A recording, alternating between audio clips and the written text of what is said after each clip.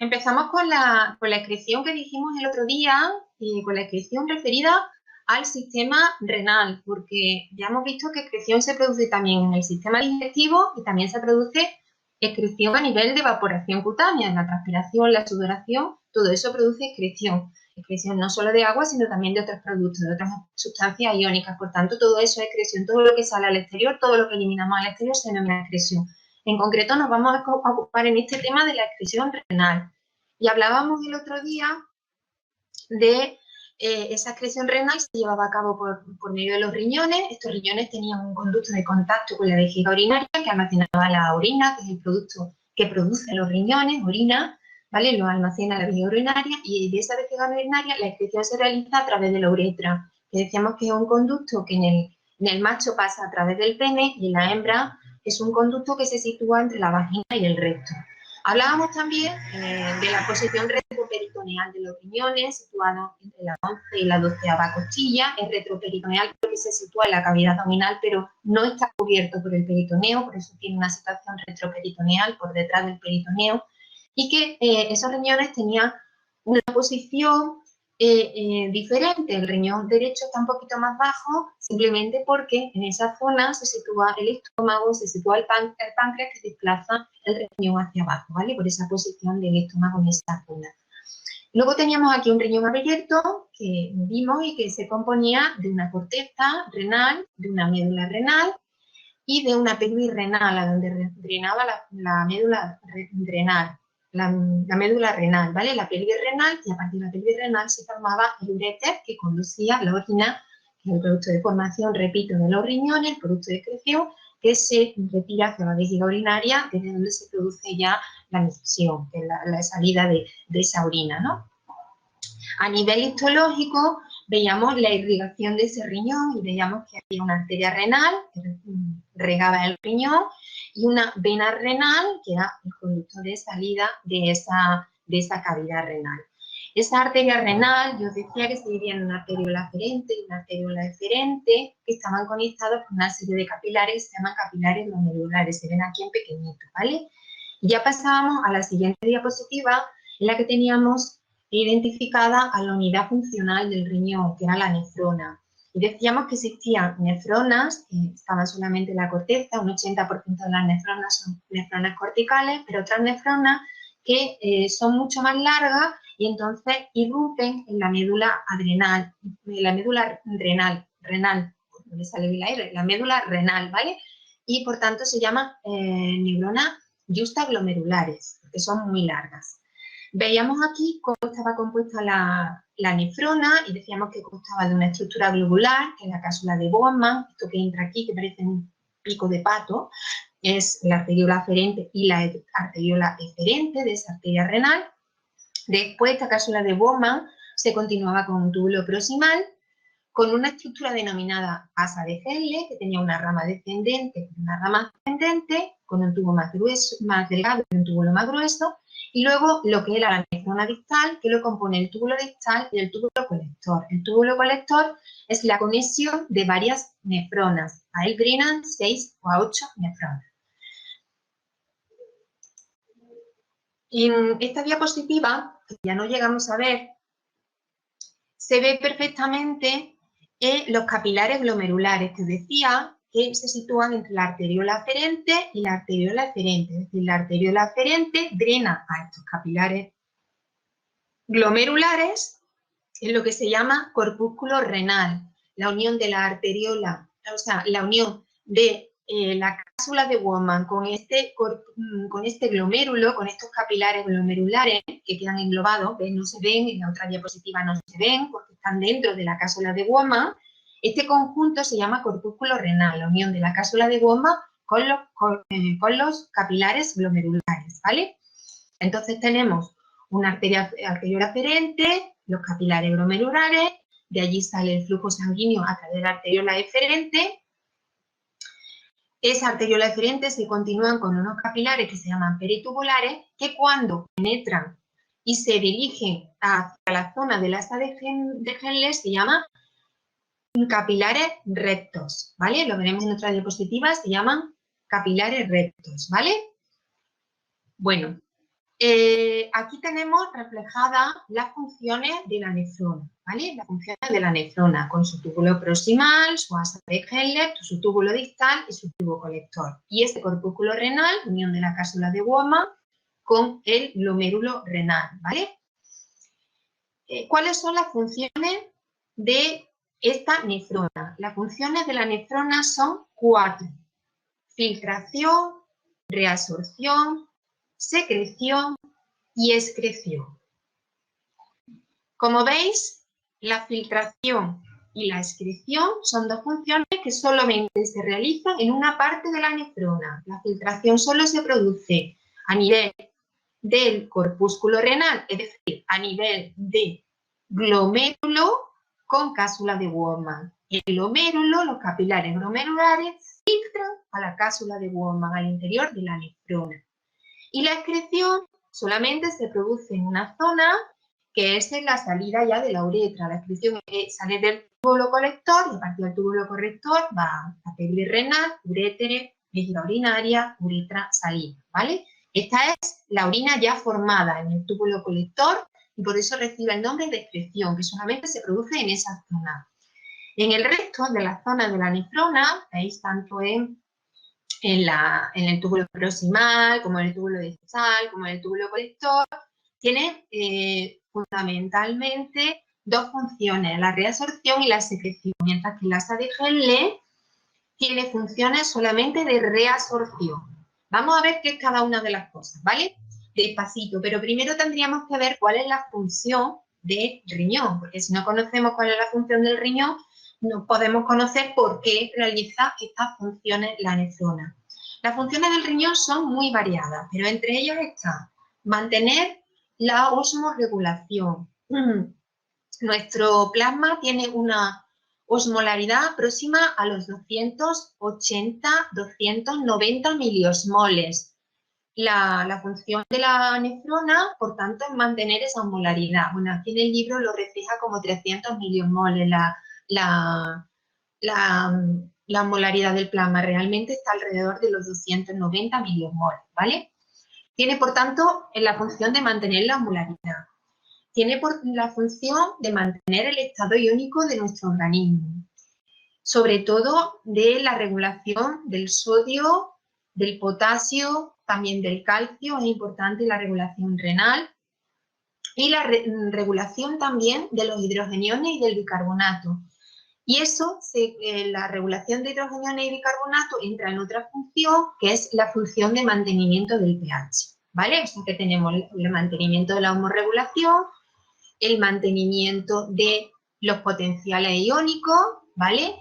El mantenimiento del pH, regulando también el potencial de hidrogeniones y bicarbonato. Tiene función también de mantener la concentración de líquido plasmático, por tanto, mantener también lo que es la presión sanguínea, tiene que mantener una concentración de líquido plasmático corriente, normal, y entonces, por tanto, mantiene la presión sanguínea. Y también tiene funciones de eliminación de sustancias extrañas, como por ejemplo el urobitinógeno o la urea, que son productos de la excreción del metabolismo, del metabolismo, o eliminación de otras sustancias tipo medicamentos, sustancias tóxicas. Y también tiene una función de formación de enzimas y de hormonas, ¿no? Entre ellas, el riñón fabrica renina, que lo vamos a ver en este tema y vamos a ver para qué sirve, y fabrica también la eritropoyetina, que sabéis que es la que regula la formación de glóbulos rojos. Por tanto, también tiene una función formadora de hormonas y formadora de enzimas, ¿vale? Todas esas funciones tiene el riñón y las realiza a través de las funciones de la nefrona, que repito, son filtración, reabsorción, secreción y excreción, produciéndose la filtración solamente a nivel de corpúsculo renal, es decir, de la unión de los capilares glomerulares con la cápsula de Bowman, y la excreción que se realiza solamente a nivel de tubo colector, donde drena a pelvis renal, uréteres, vejiga urinaria, uretra y saliva, conducto de saliva, donde ya se ha formado la orina, la excreción de orina.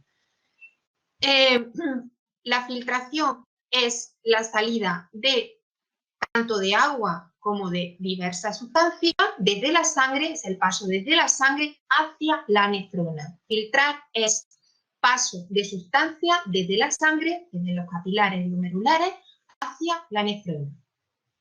La excreción hemos dicho que es la salida de orina, ¿vale? Ya se ha formado el producto que forma la nefrona y por tanto es la salida de orina, que es la reabsorción y la secreción que tiene lugar en otras partes de la nefrona. La reabsorción se refiere siempre a la salida de productos de la nefrona hacia sangre. El camino es siempre salida de productos de la nefrona hacia sangre. Y la secreción se refiere a salida de productos de sangre hacia la nefrona. ¿Vale? Reabsorción, camino siempre nefrona, sangre, secreción, capilares sanguíneos, nefrona. ¿De acuerdo? Esas son las funciones de la nefrona. Bueno, vamos a ver cómo se produce la primera de las funciones, que es la filtración. Mirad, la filtración, que hemos dicho que es el paso de sustancia a nivel de los capilares glomerulares, ¿vale? A nivel de capilares glomerulares hacia la nefrona, se produce de la siguiente manera. Aquí tenéis dibujado la cápsula de Wama y tenéis dibujados los capilares glomerulares en su interior. Su conexión con la arteriola aferente, con la arteriola eferente, que vais a ver que están conectadas con el túbulo distal de la neurona, porque la neurona está aquí dibujada, desplegada, pero realmente la neurona está doblada sobre sí misma, de manera que este túbulo distal coincide con este espacio que se sitúa entre las dos arteriolas, ¿vale? Eso es importante y lo vamos a ver después. Esta no es una nefrona tal y como existe en realidad. Las nefronas están plegadas de manera que el túbulo distal coincide exactamente con la zona entre las dos arteriolas, ¿vale? Eso para que lo sepáis, que se ve aquí sí se ve que están plegadas, ¿vale? Aquí sí se ve una nefrona plegada. Realmente no es esta la disposición, pero sí se asume que es así para verla. Bueno, entonces, por tanto, este nido de células, que luego vamos a ver que tiene una función súper importante, corresponde al túbulo distal de la nefrona, ¿vale? A la zona del túbulo distal de la nefrona. Nos interesa ahora mismo la filtración, y por tanto nos vamos a fijar en el glomérulo renal, ¿vale? El glomérulo renal, que es el que filtra sustancia hacia la cápsula de Bowman. Mirad, la barrera de filtración realmente está formada por tres estructuras. Por un lado está el endotelio capilar, por el otro lado está una lámina basal de tejido conectivo que separa el endotelio capilar de las células, ¿vale? De las células de la cápsula de Bowman, que se llaman podocitos, ¿vale? Endotelio renal, lámina basal, que separa una capa endotelial que separa el endotelio renal de las células de la cápsula de Bowman, que se denominan podocitos. ¿Lo veis aquí? Bueno, este es el capilar renal, ¿vale? Este es el capilar glomerular. Luego está la lámina basal y luego están estas células que se llaman podocitos. Estas células, que se llaman podocitos, tienen unas estructuras salientes que se llaman pedicelos, que son estos de aquí, lo que parece como los dinosaurios cuando los dibujábamos, ¿no? La capa que dibujábamos en los dinosaurios cuando éramos pequeñitos, ¿no? Estos pedicelos son estructuras pertenecientes a los podocitos, a las células de la cápsula de Bowman, y rodean a la lámina basal. Por tanto, el material filtrado tiene que salir del endotelio capilar, atravesar la lámina basal y atravesar los pedicelos para introducirse en el interior del podocito, que son las células de la cápsula de Bowman, repito, ¿vale? ¿Cómo se produce eso? Pues se produce porque realmente los capilares glomerulares son capilares fenestrados. ¿Qué significa fenestrado? Lo habéis visto ya, que tienen poros, esos poros de salida que permiten la salida del material. Poros más grandes o más chicos se llaman capilares fenestrados, con poros de filtración hacia la lámina basal, a través de los cuales se pueden atravesar tanto el agua como diversas sustancias, puede atravesar el glomérulo renal y ir hacia la cápsula de Bowman. Y la llegada a esa cápsula de Bowman se produce a través de estos pedicelos. Entre los pedicelos entran las distintas sustancias al podocito, a la célula de la cápsula de Bowman. El tamaño de estos poros de capilar fenestrado y también la apertura entre los pedicelos se puede regular. ¿Cómo se regula el tamaño de estos poros fenestrados? Por medio de unas células que se llaman células mesangiales que contienen actina. Sabemos que es una proteína contráctil, ¿vale? Contienen actina y están rodeando a los capilares, de manera que cuando estas células se contraen pueden aumentar o disminuir el tamaño de los poros capilares, ¿vale? Las células mesangiales. ¿Cómo se regula el tamaño o la separación entre los pedicelos? Pues porque los podocitos también tienen sustancias contráctiles tipo actina, que también, y entonces se pueden contraer, se pueden estirar, produciendo una mayor o menor apertura entre los pedicelos, de manera que se facilite o se imposibilite de alguna manera la descarga de productos por filtración, ¿vale? Por filtración. Entonces, ¿quiere decir eso? Todo eso quiere decir que nosotros de alguna manera podemos controlar la filtración renal, ¿vale? Y luego la vamos a ver. Podemos controlar la filtración renal, es decir, nosotros podemos controlar la cantidad de agua y la cantidad de sustancias que pasan del capilar glomerular hacia la cápsula de Bowman. Podemos controlarlo controlando el tamaño de los poros del capilar fenestrado y el tamaño de la distancia entre los pedicelos del podocito, ¿vale? Lo podemos controlar. ¿Cuánto es el flujo sanguíneo que pasa a través del riñón? A través del riñón pasa un 20-25% del gasto cardíaco, es decir, pasa una cantidad importante de sangre, ¿vale? Pasa una cantidad muy importante de sangre, el 20-25% del gasto cardíaco, a pesar de que los riñones realmente pesan un 0,4% del peso corporal, es decir, tienen un tamaño muy pequeñito, 170 gramos, 190 gramos, pero a través de ellos pasa el 20-25% del gasto cardíaco, por tanto pasa gran cantidad de sangre. ¿Toda la sangre se filtra? Pues no. Realmente el 80% de la sangre no se filtra, sino que directamente pasa a la arteria arteriola-feronte, el capilar glomerular. ¿Por qué me habéis pintado? ¿Por qué me pintáis en la diapositiva? Ay, Dios mío. ¿Vale? El 80% es el capilar glomerular y se pasa a través de la arteriola eferente. Solamente el 20% del volumen de filtración pasa a través de la nefrona. Ese 20% del volumen de filtración es el que pasa a través de la nefrona. ¿Cuánto filtra la nefrona? ¿Cuál es el flujo sanguíneo renal?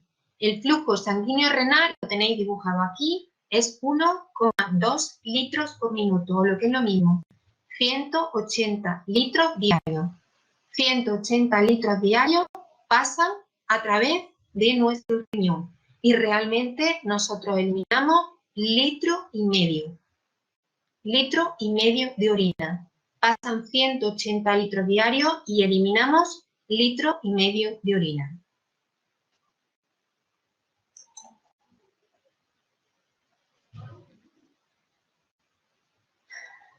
En la siguiente diapositiva tenéis cuál es el mecanismo de la filtración, ¿vale? El mecanismo de la filtración no puede ser otro que sabéis que existe una presión hidrostática, una presión coloidosmótica, que son las que o permiten la filtración o se oponen a la filtración, ¿vale? La filtración hidrostática depende del líquido, la filtración coloidosmótica depende de las proteínas que lleve ese líquido. Entonces, ¿cómo se produce la filtración? Porque el balance de fuerzas hidrostáticas y coloidosmóticas permite la filtración, permite que salga líquido y sustancia del glomérulo hacia la cápsula de Bowman.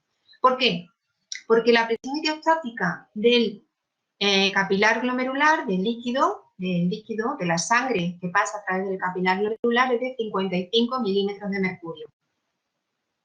La presión que se opone a la salida de ese líquido es la presión coloidosmótica del capilar, que es de 30 milímetros de mercurio. La presión hidrostática 55, la presión coloidosmótica de 30 milímetros de mercurio. Y otra presión que se opone también a la salida de sustancia es la presión hidrostática del fluido que hay en el interior de la cápsula de Bowman, que en este caso es de 15 milímetros de mercurio. Por tanto, si nosotros restamos a 55, 30 más 15, que son 45, nos sale que hay una presión total, una presión de filtración de 10 milímetros de mercurio. Eso permite que 180 litros diarios de agua y diversas sustancias sean filtradas a través de la nefrona y de ellas al final salgan solamente 1,5 litros de orina, ¿vale? De orina. ¿Qué es la tasa de filtración glomerular? La tasa de filtración glomerular es la cantidad de líquido que puede ser filtrado a través de, o que pasa del capilar glomerular hacia la cápsula de Bowman. Esa tasa de filtración glomerular no solamente depende de estas presiones de filtración que os estoy diciendo, hidrostática y colodiosmótica, sino también depende de un coeficiente de presión que tiene que ver con lo que hemos visto antes, con la facilidad o la dificultad para atravesar la barrera de filtración, es decir, con la facilidad o dificultad en que estos poros del capilar fenestrado estén más abiertos y en que estas distancias entre los pedicelos estén más abiertas o más cerradas, ¿vale? Ese es el coeficiente de filtración, que depende, por tanto, del área, como la respiración, depende de la superficie, ¿vale? Y de la del área superficial y de lo fino que sea esa superficie, ¿vale? Cuanto mayor área superficial y cuanto más fina sea la superficie, igual que la respiración, pues más fácil es la filtración. Por tanto, ese coeficiente de filtración que va a depender de la apertura, mayor o menor apertura de los capilares fenestrados y de los pedicelos, pues va a determinar el área y la delgadez de la superficie de filtración y, por tanto, va a determinar este coeficiente de filtración. Este coeficiente de filtración, por la presión de filtración netra, nos dará lo que es la tasa de filtración glomerular, es decir, la cantidad de líquido que pasa del glomérulo, de los capilares glomerulares, hacia la cápsula de Bowman, que también se identifica con velocidad de filtración glomerular. ¿Vale? Tasa de filtración glomerular y velocidad de filtración glomerular son dos términos sinónimos, ¿vale? Bueno, ¿cómo medimos la tasa de filtración glomerular o la velocidad de filtración glomerular? Bueno, esta tasa de filtración glomerular o esa velocidad de filtración glomerular la medimos con un término que se llama clarance, que lo tenéis, bueno, es un término que se denomina clarance, depuración, ¿vale? Y que determina, el término clarance o depuración significa de una sustancia filtrada qué cantidad de esa sustancia elimina el plasma, ¿vale? De ese plasma filtrado, de ese plasma que se ha filtrado con esa sustancia, qué cantidad de plasma ha eliminado totalmente esa sustancia, ¿vale? Qué cantidad de plasma permanece libre de esa sustancia. Esta es la clarance o depuración.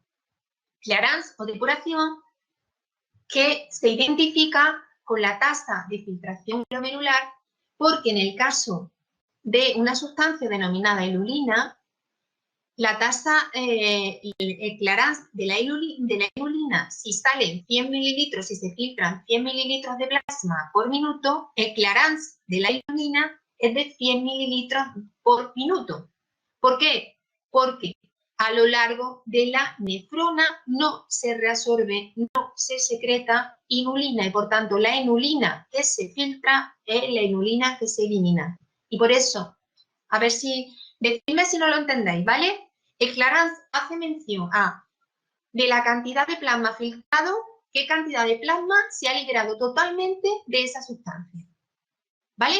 Y el clarance o depuración se identifica con la tasa de filtración glomerular, porque En el caso de la inulina, que es un polímero de la fructosa que se obtiene de una serie de plantas, ¿vale? Pues esa inulina se elimina por completo en el tránsito de la nefrona. No se reabsorbe, no se secreta por parte de la nefrona. Por tanto, se elimina completamente y entonces la cantidad de plasma libre de inulina es justamente la cantidad de plasma que se ha filtrado a través del glomérulo. Por tanto, el clearance de la inulina se identifica con la tasa de filtración glomerular. Nosotros necesitamos conocer la tasa de filtración glomerular para saber la cantidad filtrada de diversas sustancias, ¿vale? No es problema, pero necesitamos conocer la tasa de filtración glomerular. Y para conocer la tasa de filtración glomerular, tenemos que conocer el clearance o la depuración de una sustancia que se elimine por completo en el tránsito de la nefrona y no se reabsorba ni se secrete, como es el caso de la inulina. Por tanto, la cantidad de plasma filtrado es la misma cantidad de plasma libre de sustancia. Y por eso conocemos la tasa de filtración glomerular. Dímelo.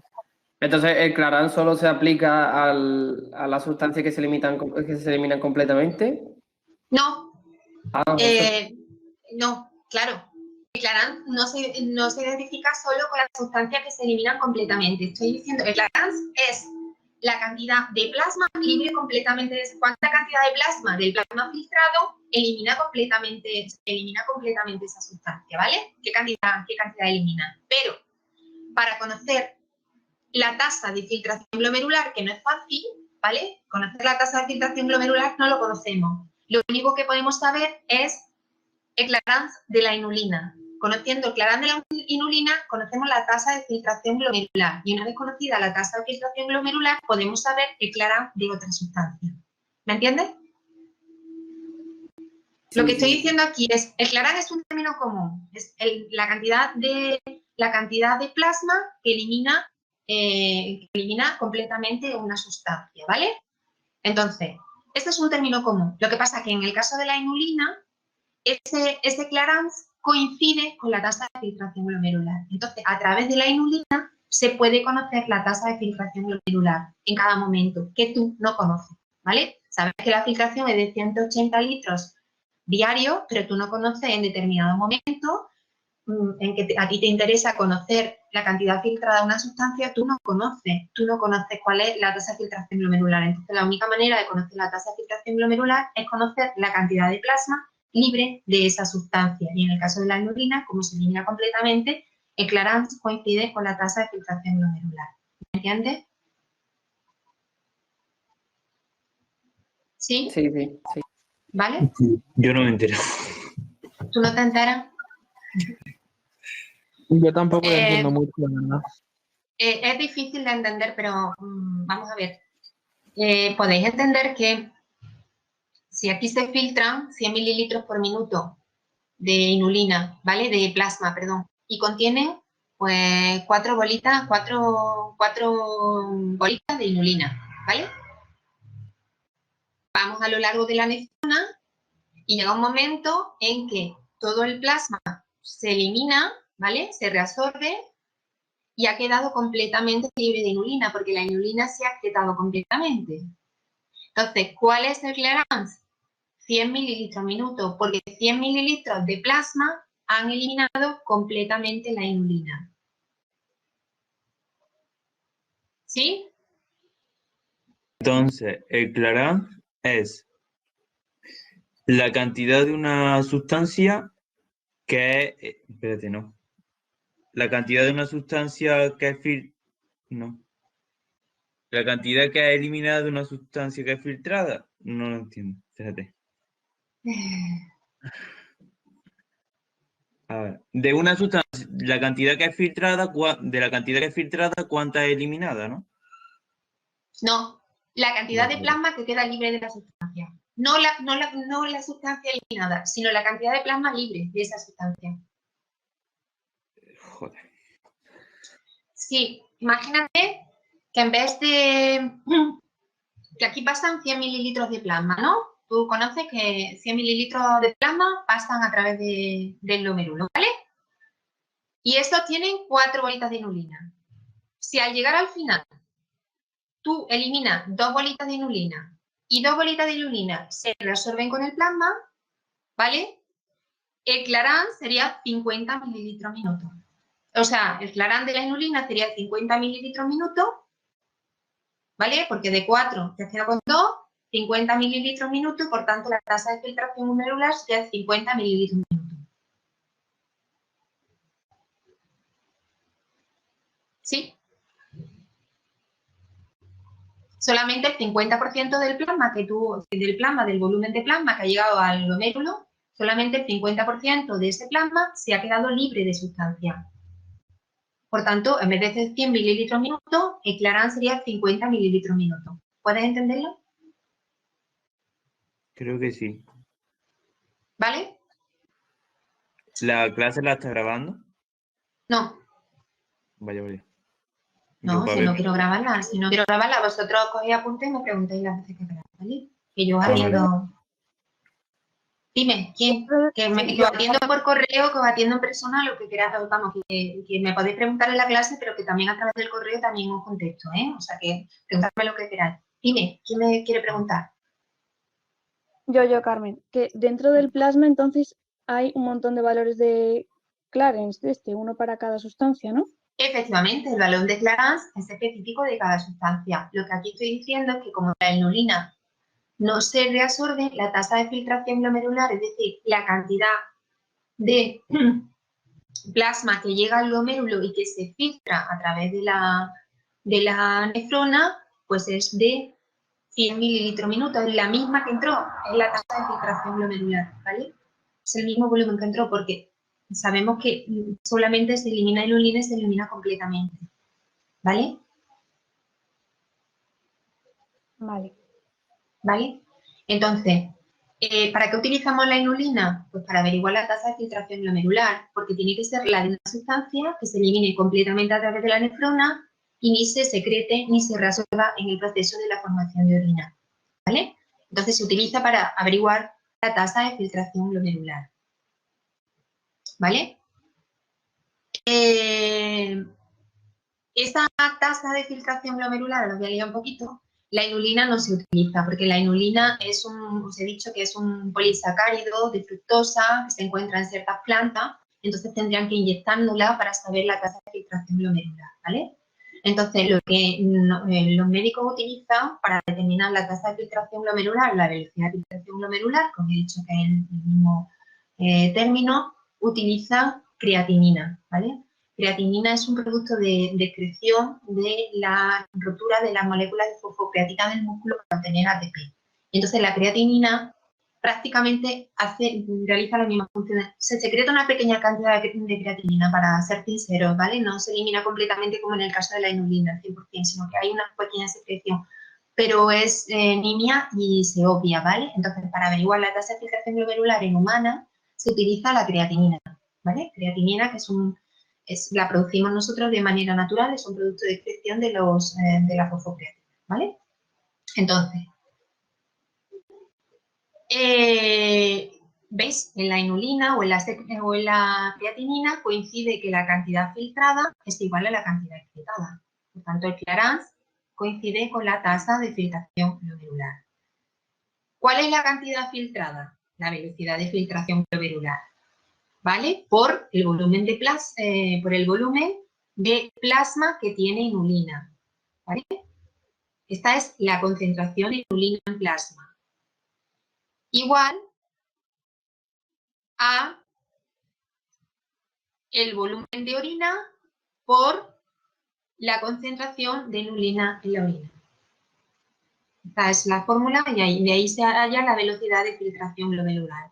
Hay un problema de creatinina que he visto en el libro que si queréis os lo pongo y para que sepáis que la velocidad de filtración glomerular será el volumen de plasma por la concentración de inulina en orina o la concentración partido por la concentración de inulina en plasma. Volumen de plasma que llega a la nefrona por la concentración de inulina en orina partida por la concentración de inulina en plasma. Cantidad filtrada, velocidad de filtración glomerular por cantidad de inulina en plasma igual al volumen plasmático por la concentración de inulina en orina. Esa es la fórmula. Cantidad filtrada por cantidad excretada. El término que no conocemos es la velocidad de filtración glomerular, que es la que intentamos averiguar con esta fórmula de la creatinina o de la inulina. La velocidad de filtración glomerular o la tasa de filtración glomerular, es decir, del plasma que llega al riñón, cuánto se filtra, cuánto es la cantidad filtrada de ese plasma que llega a la nefrona, ¿vale? Begoña, ¿Sí? ¿puedes repetir qué significaba cada término de término? la fórmula? Sí, está mal puesto porque se ha corrido, ¿vale? Este es el numerador de la ecuación y este es el denominador.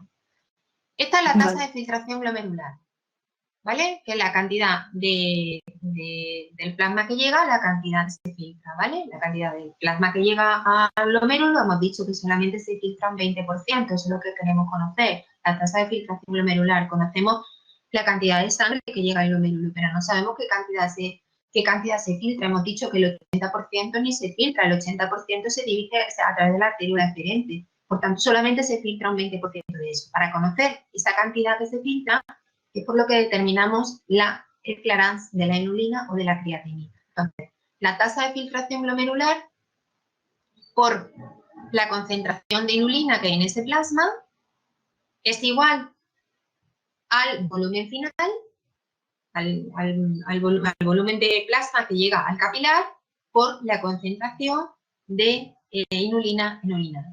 O lo que es lo mismo, la tasa de filtración glomerular será la concentración de inulina en orina por el volumen de plasma que ha llegado a la nefrona, partida por la concentración de inulina en el plasma.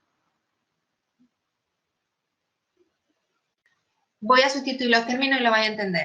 Yo no conozco la velocidad de filtración glomerular, pero sí sé que llegan aquí 100 mililitros minutos de plasma. En esos 100 mililitros de minutos de plasma llegan 4 moléculas de... En esos 100 mililitros de plasma llegan 4 moléculas de inulina. Y se eliminan 4 moléculas de inulina. Si yo pongo aquí 100 por 4 dividido por 4, el 4 y el 4 se va y me queda 100. Por tanto, la velocidad de filtración glomerular, en el caso de la inulina, coincide con el volumen de plasma que llega a la nefrona. ¿Sí? Vale, gracias. ¿Entendido? Te oigo fatal. Dime. Sí, pues que lo que quiero decir que entonces si utilizamos la creatinina hay que sustituir la inulina por Inulina por creatinina, sí. Vale. Es que lo primero que se descubrió fue la inulina y luego pues os digo que la creatinina no se comporta exactamente igual que la inulina porque se secreta una pequeña cantidad a nivel del túbulo distal, pero bueno, se considera que realiza la misma función y por tanto en vez de la inulina pues sería la creatinina. Nosotros no conocemos la tasa de filtración glomerular de ninguna, no conocemos la cantidad, conocemos la cantidad de plasma que llega a la nefrona, pero no sabemos qué cantidad de plasma se filtra. Entonces, para conocer la tasa de filtración glomerular, debemos conocer el volumen de plasma que llega al glomérulo, la concentración de esa sustancia que se excreta al final, que se elimina, y la cantidad de esa sustancia que llegó, ¿vale? Y por tanto podríamos conocer la tasa de filtración glomerular. ¿Para qué empleamos la tasa de filtración glomerular? Pues precisamente para saber cómo se comportan otras sustancias. ¿Cuál es el clearance de esa sustancia? ¿Cuál es la cantidad de sustancia que se filtra y que se excreta finalmente? Es decir, ¿cuál es el clearance de otras muchas sustancias que no se eliminan por completo a través de la orina? ¿Vale? Para eso debemos conocer la tasa de filtración glomerular. Vale. Entonces, si nosotros conocemos la tasa de filtración glomerular de otra sustancia cualquiera, ¿vale? Tasa de filtración glomerular la conocemos porque ya hemos averiguado la de la creatinina, ya la conocemos, ¿vale? Entonces sustituimos este término. Conocemos la cantidad de sustancia que llega en el plasma y conocemos la cantidad de sustancia que se excreta, podemos conocer el clearance, que es el volumen de plasma que queda libre de esa sustancia. No habrá ¿Entendido? problema de esto, ¿no? ¿Qué? Uy, pues el no problema habrá es muy problema en el sencillo. examen. El problema es muy sencillo, ¿eh? El problema es muy sencillo, lo voy a colgar resuelto, pero el problema es súper sencillo. Pero entonces si yo tengo el de la creatinina, si yo ahora quiero utilizarlo para otra sustancia, ¿qué es lo que tengo que hacer? Una vez que Claro, tienes en un problema te tienen que dar los datos de la creatinina. Sí. ¿Y tú qué datos te van a dar? Pues te van a dar como sabes que te van a dar el clearance de la creatinina, te van a dar la concentración de creatinina en orina, la concentración de creatinina en plasma, y tú vas a hallar la tasa de filtración glomerular. ¿Vale? Tú conoces el volumen que entra a la nefrona, conoces la concentración de orina, la cantidad de creatinina que se elimina en la orina y la cantidad de creatinina que hay en plasma, ¿vale? Y ahí la creatinina. Y tú lo has dado, te puedes poner eso. Porque ya conoces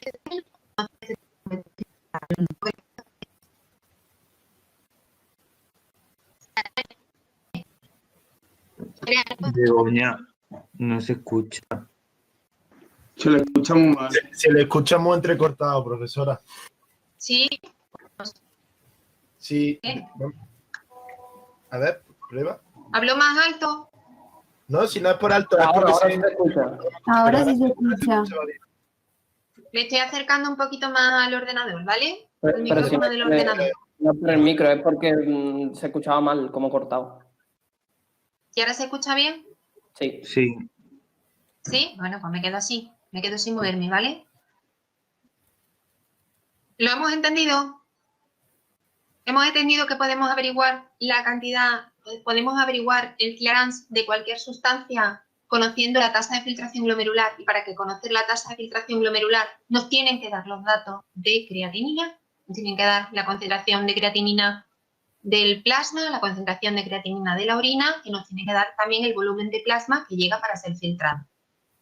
Y una vez conocido todo eso, podemos conocer la tasa de filtración glomerular. ¿Es correcto? ¿Sí? Con lo que averiguábamos la tasa de filtración glomerular era con el clearance de la inulina, ¿no? La inulina, pero la inulina he dicho que era una planta que procede de una planta, es un polímero de fructosa que procede de una planta, y para hallar el clearance en humana tendrían que inyectarnos la inulina. Así se hacía antes. Ahora ya no se hace así porque hemos descubierto que existe la creatinina, que es un producto de degradación de la fosfocreatina, que la fosfocreatina es una cantidad constante que hay en el músculo de fosfocreatina y que es lo primero que se quema para obtener ATP. Entonces, conociendo la cantidad de creatinina del plasma y conociendo la cantidad de creatinina que se excreta en la orina, podemos saber la tasa de filtración glomerular, porque la creatinina se comporta exactamente igual que la inulina, pero es un producto natural que nosotros ya producimos. Por eso en medicina, en principio se utilizó la inulina hasta que se descubrió que la creatinina se comportaba exactamente igual que la inulina, ¿vale? Y entonces el que se utiliza es el Clearan de creatinina para hallar la tasa de filtración glomerular. Conociendo la tasa de filtración glomerular, podemos saber el Clearan de todas las sustancias. ¿De acuerdo? Vale, muchas gracias, Begoña. Sí, perfecto. Si alguien no lo ha entendido, me lo preguntáis las veces que necesitéis. Vale, aquí vamos a ver las funciones en cada uno de los túbulos de la nefrona. Vamos a verla de forma así un poco altruista. Tampoco os fijáis mucho de lo que pone aquí, ni os tenéis que aprender esto, ni nada de nada. Simplemente saber que a nivel del túbulo proximal hemos dicho que tanto se reabsorben como se secretan sustancias, ¿vale? Entonces, ¿qué sustancia? Si esto es el túbulo proximal, ¿qué sustancias se reabsorben? ¿Qué sustancias pasan a sangre? Pues sobre todo sodio, cloro, potasio, glucosa, aminoácidos, agua, bicarbonato, ¿vale? Todas estas sustancias son sustancias que se reabsorben, es decir, que pasan del túbulo proximal hacia el capilar, hacia los capilares peritubulares, a nivel del túbulo proximal. Y hay otras sustancias, como hidrogeniones, ácidos y otros compuestos orgánicos que se secretan, es decir, que pasan del capilar al túbulo proximal. Lo que quiero que sepáis, de aquí no me interesa que sepáis esto, ni simplemente que sepáis que en el túbulo proximal, tal que como vimos antes, ¿vale? En el túbulo proximal se producen reacciones de reabsorción y de secreción. Reabsorción, sobre todo reabsorción de agua y de iones, fundamentalmente de sodio, ¿vale? Lo que pasa es que vosotros sabéis que el sodio se entra con glucosa y con aminoácidos, porque eso ya lo sabéis. Entonces el sodio puede atraer glucosa y aminoácidos, sobre todo, ¿vale? Y agua, reabsorción de sodio, glucosa, aminoácidos, agua y pues se secretan otra serie de sustancias. Que a nivel del túbulo proximal hay reabsorción y secreción. A nivel del asa de Henle, en el asa descendente, sobre todo se produce reabsorción de agua. Reabsorción de agua, ¿vale? Reabsorción de agua, sobre todo. Y a nivel del asa ascendente se produce reabsorción iónica y no hay reabsorción de agua, excepto que pase determinada cosa que vamos a ver más adelante. Pero en el asa de Henle solo hay reabsorción, ¿vale? En el asa de Henle, como hemos visto antes, solo hay reabsorción. En el asa descendente, sobre todo reabsorción de agua, y en el asa ascendente, reabsorción de iones. Y de agua depende, ¿vale? Reabsorción iónica, nada más. Reabsorción de agua, reabsorción de iones, ¿vale? Aquí reabsorción y secreción. Y en el túbulo distal y en el túbulo colector tienen lugar una reabsorción y una secreción súper controladas, porque al final vamos a eliminar más o menos orina y vamos a la molaridad de esa orina va a cambiar, ¿vale? Va a cambiar y puede cambiar de 50 a 1200 milimoles. Podemos eliminar una orina súper concentrada o una orina súper diluida, dependiendo de lo que hagamos en el túbulo distal y en el túbulo colector, donde vamos a ajustar la concentración de orina y la concentración iónica a las necesidades osmolares que tiene nuestro plasma. Nuestro objetivo es mantener la osmolaridad plasmática, mantener la presión sanguínea, mantener las concentraciones de iones, etc. Todo eso se realiza a nivel del túbulo distal y el túbulo colector, lo que se denomina nefrona distal, que es la que se encarga de controlar esa situación de manera que al final podemos tener una orina muy diluida o muy concentrada, es decir, una orina cuya osmolaridad puede variar de 50 milimoles a 1200 milimoles, según esté muy poco concentrada o esté muy concentrada. Es decir, se elimine poca cantidad de agua y mucho soluto, o se elimine mucha agua y poco soluto, ¿vale? Eso se controla a nivel de nefrona distal. Repito, túbulo proximal, sobre todo, se secreta y se reabsorben distintas sustancias. La reabsorción es sobre todo reabsorción de agua y de iones, sobre todo sodio, ¿vale? Sodio con glucosa, aminoácidos, que siempre se acompañan, ¿vale? A nivel de la asa de Henle, en la rama descendente se reabsorbe agua, en la rama ascendente se reabsorben iones y a nivel de túbulo distal y túbulo colector, lo que se hace es ajustar la osmolaridad de la orina. ¿Para qué? ¿Para qué? Pues para cumplir con la osmolaridad del plasma, 290 milimoles aproximadamente, para cumplir con la presión sanguínea y para cumplir con la concentración iónica. Está totalmente regulado, ¿vale? Es lo que os digo. No os preocupéis de más nada. En el túbulo proximal también o sea, yo tengo apuntada función de reabsorción y secreción, pero no sé si me he equivocado con lo de secreción. El túbulo proximal, reabsorción y secreción, sí. Vale, correcto. Vale, gracias. En el asa de Henle es solo reabsorción. Dependiendo del asa, pues tendrá reabsorción de agua o reabsorción de iones. Y en el túbulo distal y el túbulo colector se realizan reabsorciones y secreciones, porque es donde se ajusta la orina de acuerdo a las necesidades del plasma, ¿vale?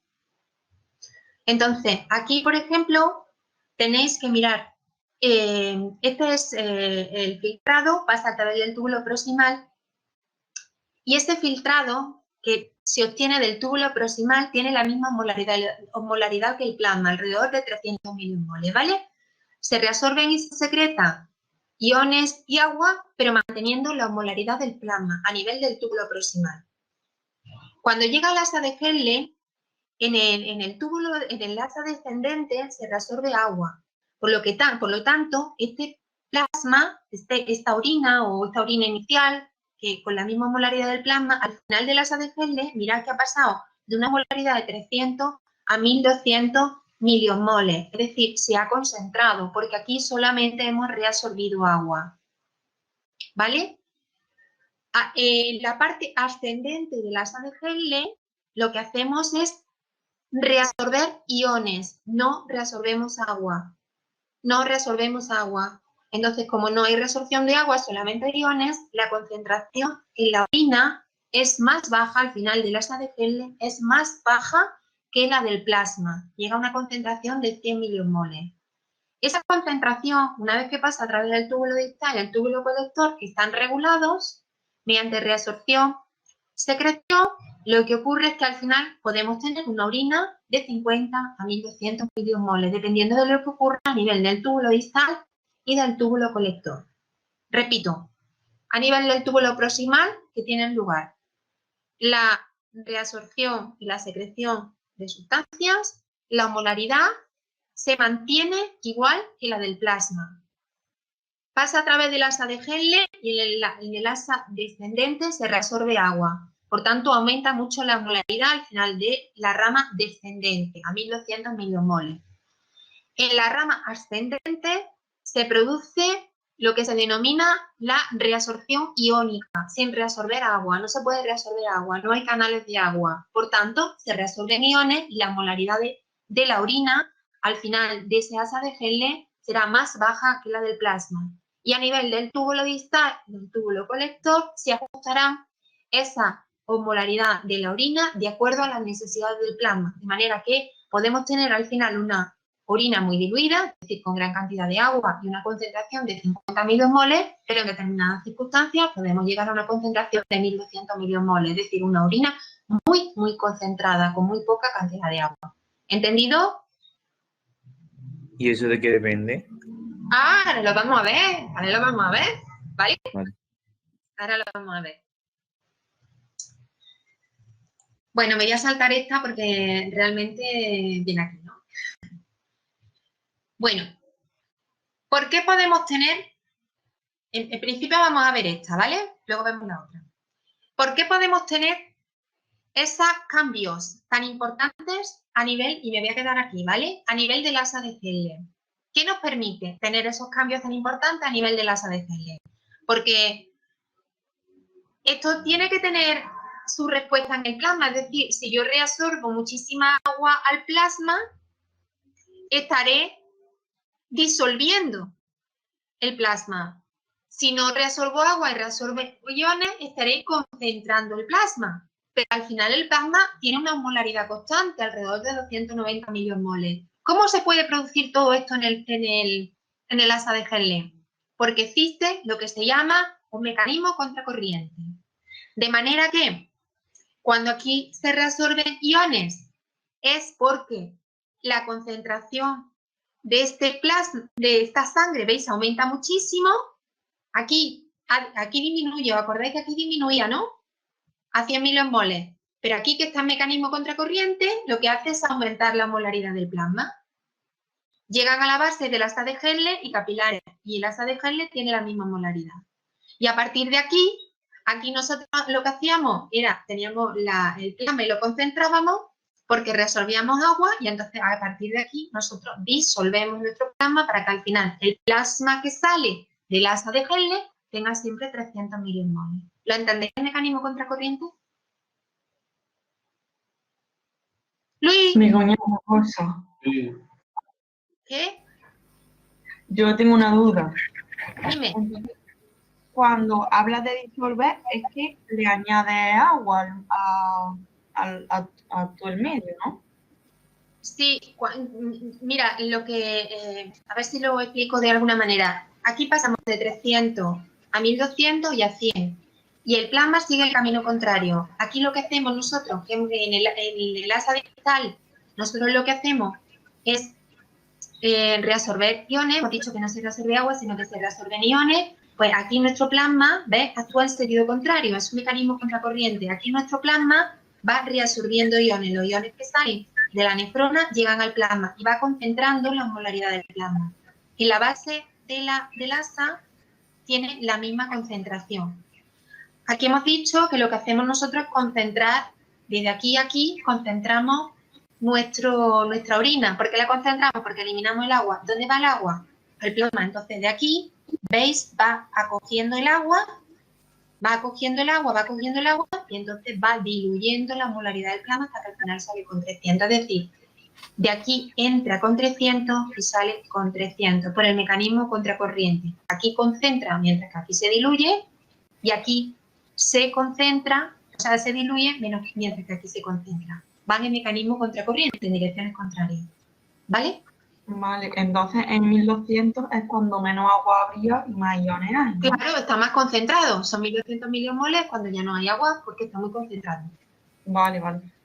¿Entendido? Es que como aquí solo se resuelven iones y aquí no se, ¿vale? Y aquí no se permite salida de agua. Entonces aquí se diluye y aquí se concentra. Ahora aquí se concentra y aquí se diluye. ¿Ves? Siempre camino contrario. Este para acá, este para acá, este va para acá y este va para acá.